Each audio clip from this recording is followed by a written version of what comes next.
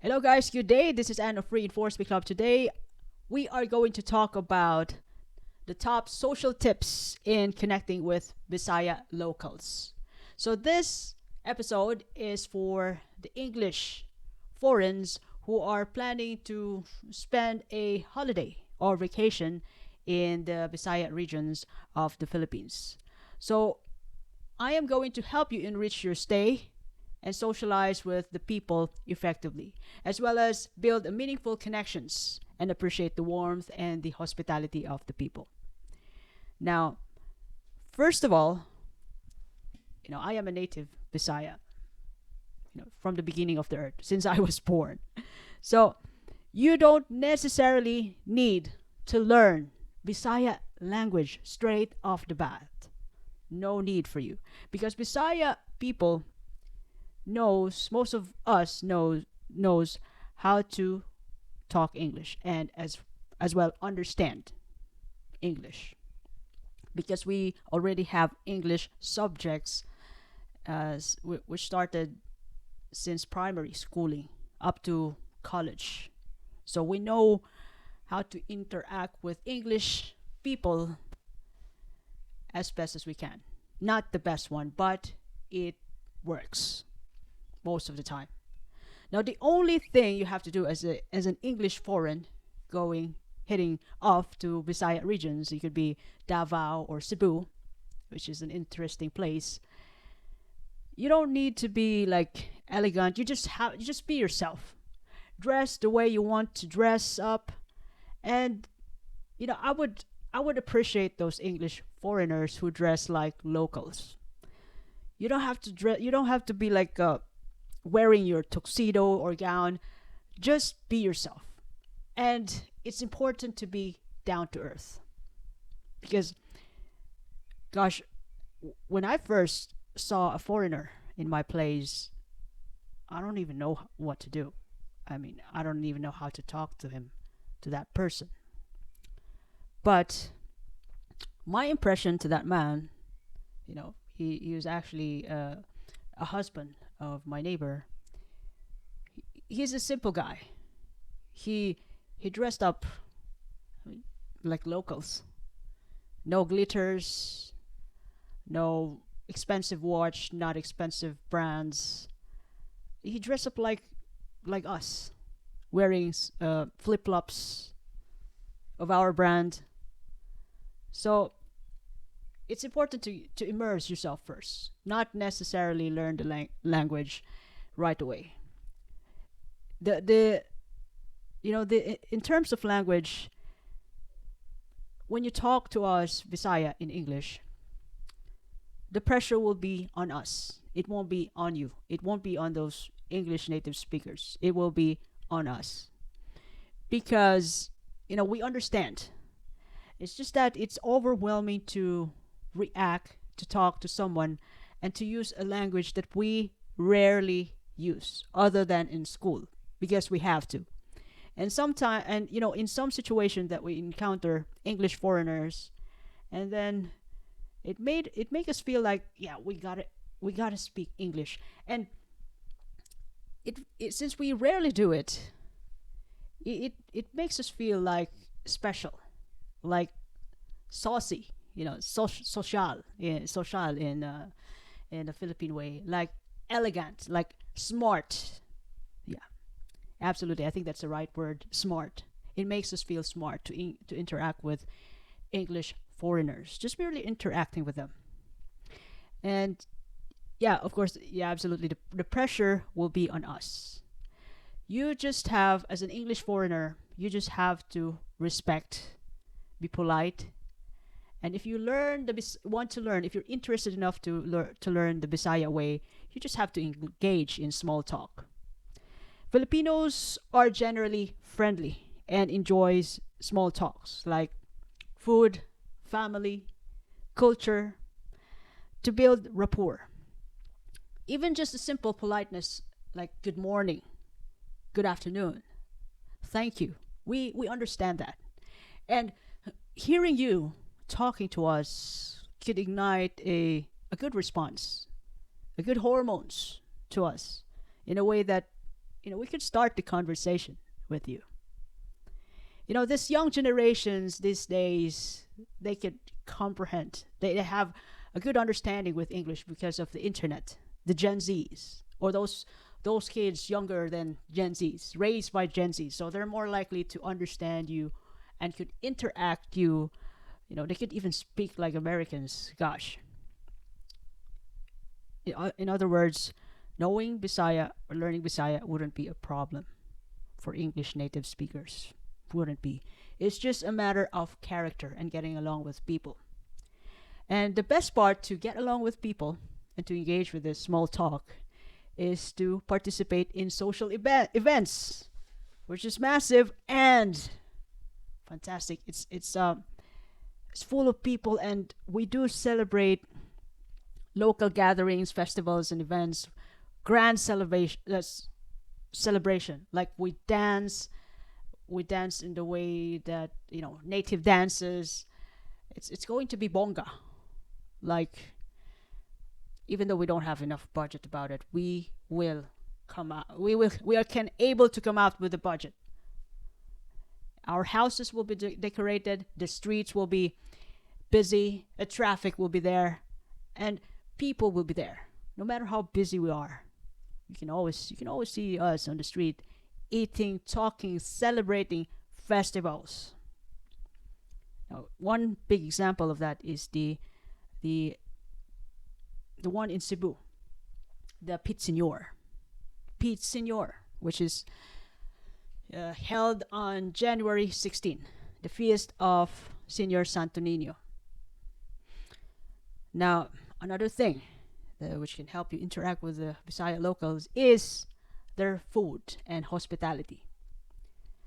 So, once you found a friend, but be careful, extra careful, with the people. But when you finally found your friend there, that friend will help you, will guide you with the best food and hospitality in that area. Most of the time, that friend will be your guide. Just as long as you find the right person, then you'll be good to go. And that friend could also give you an invitation for meals and gatherings and sharing food. Well, if you found really a good friend, a Filipino friend, Bisaya friend, he will bring you to his home, and they will cook the best food for you. That is for Filipino hospitality. And learning cultural norms, like taking off your shoes when entering someone's home, is common.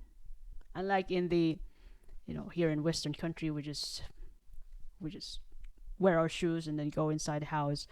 But when you're in the Philippines, it's important to take off your shoes.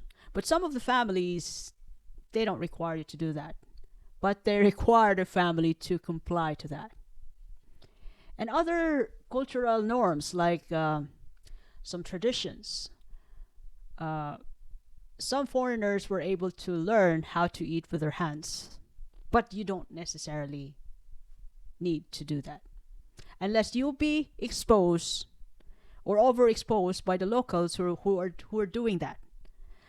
We don't use our hands every day to eat, but to savor the food and enjoy it, sometimes you do it. But for me, I don't do it here in a Western country. I do that when I go back to Philippines, to savor the food and interact and be like our families. And as a foreigner, you could also show interest in the Bisaya language, even if you're not fluent. But if we see that you're attempting to speak Bisaya, we already appreciate that, showing respect to our culture. Just as I said previously, just merely say good morning. Like, good morning in Bisaya is Maayong buntag. Thank you in Bisaya is Salamat. That could be Tagalog. It's the same with Tagalog. Salamat. Other things, like when you ask a question, for example, where am I going? So in Bisaya, asa man ko moadto, here or there, dinhi or didto. And when you hang out with Visaya people, just be patient and open-minded, because language barrier is expected and common, and can lead to misunderstanding. So be patient, listen carefully, and ask for clarification if you are an English native speaker. And in the most part, just keep smiling. And if you have some humor, yeah, you can give out your humor. Although we don't understand that, but the effort is worth it. We feel the effort, we felt being accepted to, then that actually a good start to build a meaningful relationship with the locals. So Filipinos do appreciate humor and friendliness of the foreigners. Smiling often and having good sense of humor will help you connect with the locals. Even though we don't understand your humor, we don't understand what you're talking about. We only understand one word, two word. When we get it, with all your clarifications, verifications, if we do get what you mean, then we do appreciate that. We're gonna help you out. And there are also some group activities, Filipino group activities, like this will be interesting: karaoke, beach outings, and family gatherings. So you can notice this karaoke. Just when you look around, it usually starts around 6 in the evening up to the morning. And this time, every resident has their own karaoke. So sometimes when you live with people who love to sing, regardless of their voice, you still have to get along with those people, because singing our heart out is common and normal. We don't give out. We don't necessarily give out with our neighbors though, unless it is too much. You could give out to your neighbors, and then that will be okay for a couple of days or 1 month. But that will surely, they will still going to do it again. Mind you. Because they're not going to jail, and it's common, it's the way of life, it's the way of giving out to the world whenever we have problems. Yes, we do sing, regardless of the quality of our voice. So that's one way to get along, and just beware about that. It's going to be a quiet, noisy when you live with the locals who love to sing. Now, learn local customs. Local customs like manopo. So, for example, if you are meeting an elderly Filipino, Bisaya Filipino, so their kids or their younger, could be younger niece or cousins, will do manopo, will bless their hands, like grabbing their hands and putting it on the forehead. That is manopo. That is local customs, a gesture of respect to elders. And foreigners could also help that. When you are already close to the family, if you're not, please do not do it. The family could misinterpret that gesture. You only do that when you are already close to the family. Like, for example, you're marrying a Filipino, you're marrying a Bisaya, you can do that. And your new family would be happy enough to really hug you and give you a smile, as as a English native who do manopo to an elderly family member, Filipino. Oh, did I say it right? Now I'm lost. So as an English foreign, when you bless the hand of the family member, elder family member who is close to you, they would be happy enough to take that. They will give you a smile or even hug you, because that is the sign of respect. Now, learning Bisaya as an English speaker, you can start out with the basic phrases. greetings, numbers, basic questions, everyday words. You don't necessarily learn to everything. You just, I do think that the key to success in learning Bisaya is just to immerse yourself. Massive exposure. And it could be 1 year, 2 year, it'll be like them. Absolutely just like them. Like Bisaya locals. Well, there could be language apps like Google's, but there's nothing to compare with massive exposure. You can practice Bisaya with the native speakers, immerse yourself. Taking a course, not necessarily. You don't have to though. You don't have to unless if there is an ROI from that course, return of investment. Well, it could be you want to win a heart of a Filipina. Well, that could be. You could. It's important to you to practice the language. You could take a course, all right, to, for in the name of love. And don't be afraid to practice Bisaya. Speaking Bisaya, even if you make mistakes. Practice speaking as much as possible to improve your fluency and confidence. We would understand if you make mistakes. Because if we speak English, we also have broken English. Our English speaking would be all over the place. So it's just give and take if you make mistakes. In terms of grammar, there's no absolute perfect grammar in Bisaya language. Like unsa, that is what in English. What? Unsa? Where? Asa? How? Unsaon? What else? When? Kanus-a? So that's the four word question. What? Unsa? Where? Asa? How? Unsaon? When? Kanus-a? Why? Nga naman? And in the most part, be patient and persistent. And once again, I'm telling you, it's just in terms of language, just massive exposure. Learning the culture, massive exposure. It could be just 6 months to 1 year. You'll be absolutely like Bisaya locals. You could act like them, talk like them.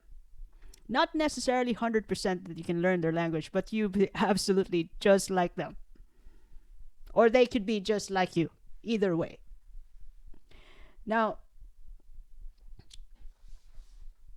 as a Bisaya local and living in Cagayan de Oro, I've seen a couple of different foreigners, Koreans, English, people from foreign people who speak English from different parts of the world. Some of them, they finally reside for good in my place, or it could be other Bisaya regions. Well, look, they were able to make it. So if you are planning to explore the Bisaya regions, beautiful places in the Philippines, the top tip is you don't really there's no a lot of requirements about, being, other than being yourself. Just be yourself. And in the most part, just find the right people who can guide you on your holidays, be your tour guide, people you can trust. So once again, just be yourself and find the right people you can trust to give you a tour, or find a company or an agency you can trust who can guide you in getting along with the locals, with the exploring the places. So just to find the right people and be yourself. No hustle, no pressure. Bisaya people are one of the best people you could ever meet and get along in the Philippines. So if you ever like this content, and hopefully this will be helpful for you, you can share this to your family and friends. You can follow me in YouTube, Facebook, Spotify, Apple Podcasts, YouTube Podcasts. I'm also in Amazon Podcasts. Where else? Other podcast platform. It's just direct upload, and then I'll be available on some podcast platform. But these are the top ones: YouTube, Facebook, Amazon, Spotify, and Apple Podcasts. So you can follow me there. And I want you to know that I do appreciate your time of checking out on my video and listening to this content today. and have a lovely day. Thank you very much.